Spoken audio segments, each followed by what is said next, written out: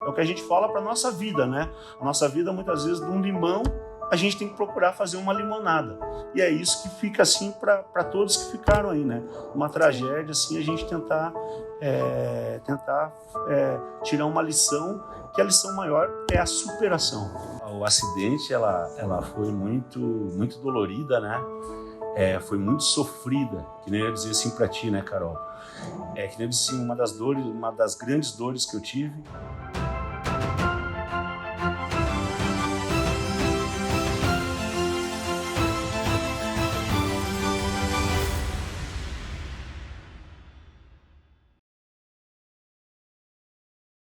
Boa tarde, hoje estamos aqui com um ex-jogador índio. Eu vou fazer algumas perguntas para ele. Bom, qual foi o acontecimento em campo que mais te marcou? Boa tarde a todos, um prazer imenso estar participando aqui do check-in da Carol. Um dos acontecimentos que mais me marcaram, logicamente, foi o gol mais bonito que eu fiz na minha carreira vestindo a camisa aqui da Chapecoense, né? Que foi o gol de bicicleta em 1995, na final do Campeonato Catarinense. Então foi a realização de um sonho de criança, né? Quer dizer, duas realizações, porque a gente já tem o sonho de ser um jogador profissional. E, logicamente, que a gente sonha em jogar uma final e fazer um gol numa final, e fazer um gol de bicicleta, então, da maneira que foi esse gol de bicicleta, foi a situação que mais me marcou na minha carreira do futebol. Foi muito emocionante, então, né? Muito emocionante, o estádio inteiro lotado, né? O estádio lotado, a gente havia saído perdendo o jogo de 1-0, foi o primeiro jogo da final, e de repente aquele lance, né? Um lance mágico, um presente de Deus, que eu costumo falar, porque e na concentração, né? Para quem não sabe o que é concentração, você vai para um hotel e fica lá comendo, descansando e pensando no jogo, né? E daí você começa a pensar, poxa, amanhã poderia fazer um gol assim, poderia fazer. E eu pensei, né? Pô, daqui a pouco um gol de bicicleta, né? E o lance foi um lance assim, um lance genial mesmo. Né, e fiquei muito feliz, foi uma emoção muito grande. O que representa para você ter sido um dos maiores artilheiros da história da Chapecoense? Olha, representa muito porque, na verdade, eu não cheguei aqui na Chapecoense com essa intenção, né? Mas as coisas deram muito certo aqui. E daí, eu lembro que eu cheguei em 70 jogos, eu fiz 35 gols. Então, a cada 2 jogos era um gol e eu comecei a marcar isso, né? Comecei a querer acompanhar essa marca, essa média, né? De fazer um gol a cada 2 jogos, né?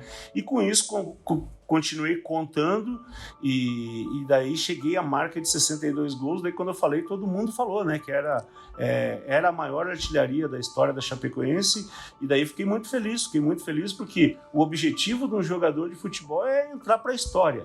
Quando a gente vai disputar um título, a gente já frisa isso, que é um momento único, muitas vezes, na carreira. Então, foi a realização de um sonho, né? E daí a gente vai aqui mais ou menos um mês falando, porque as histórias assim do título de 96 também foi muito sacrificante, né? Para relembrar um pouquinho, para quem não conhece a história, nós fizemos o primeiro jogo lá com o Joinville, perdemos de 2-0, e o Joinville na manhã seguinte pegou e foi embora para Joinville. Não entrou em campo. O estádio lotado e o Joinville não entrou em campo, foi embora.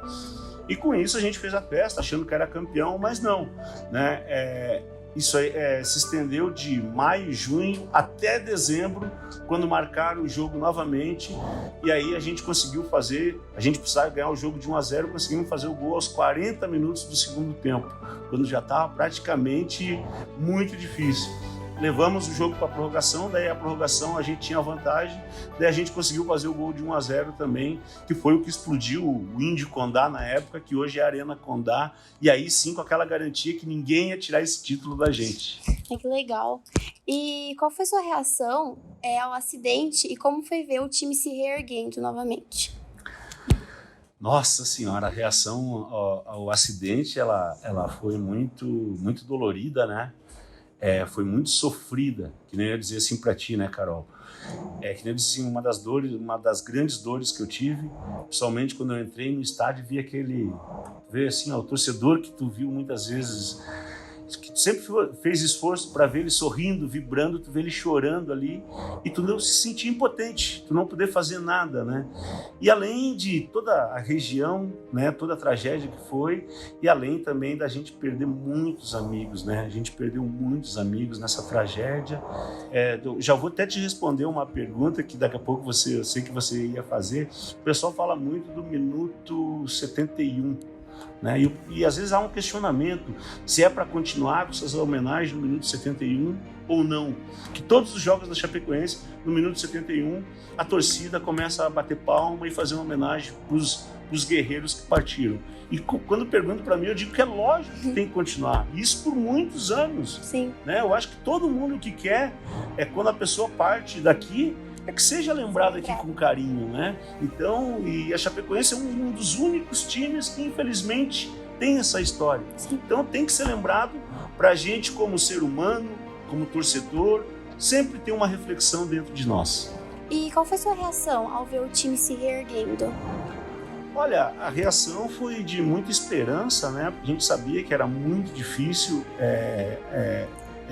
a reestruturação da Chapecoense, pelas pessoas que faleceram no acidente, né? Então, faleceu o presidente, faleceu comissão técnica, faleceu colaboradores, imprensa. Então, a gente sabia que era muito, muito difícil, né?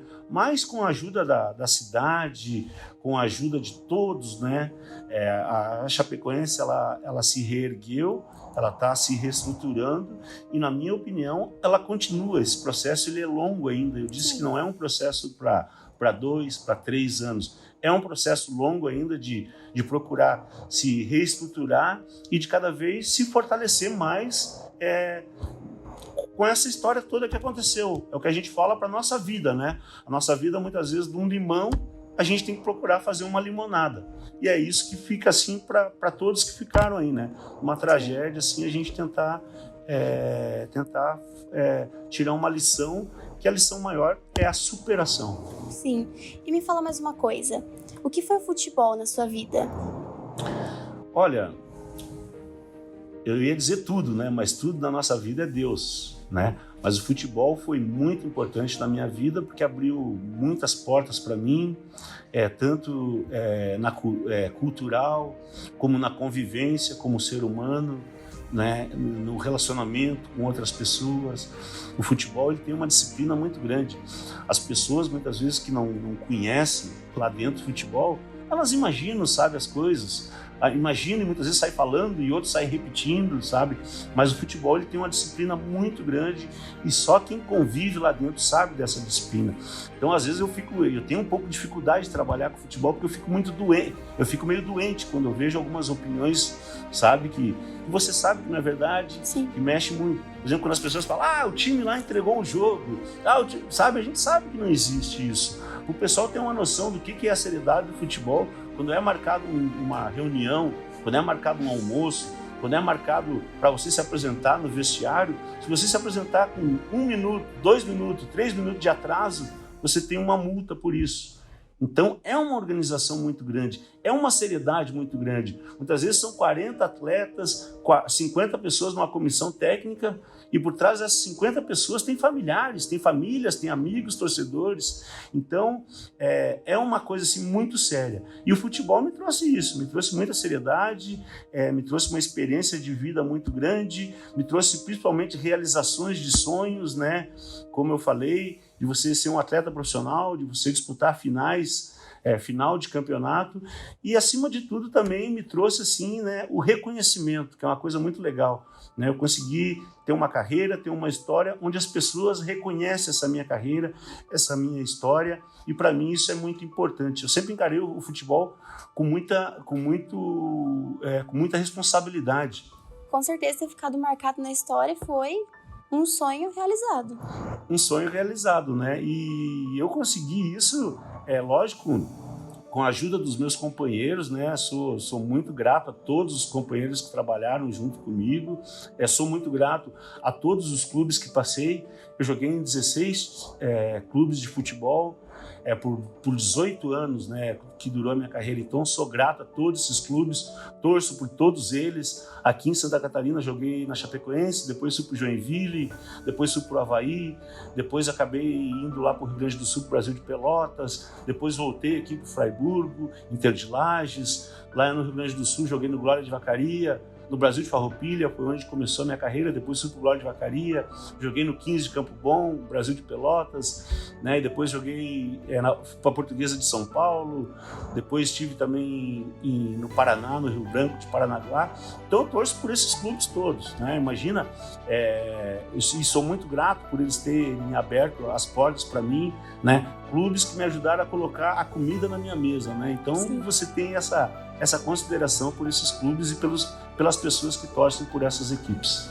Muito obrigada por ter disponibilizado seu tempo para a gente dar uma entrevista, e queria pedir para você convidar o pessoal para assistir.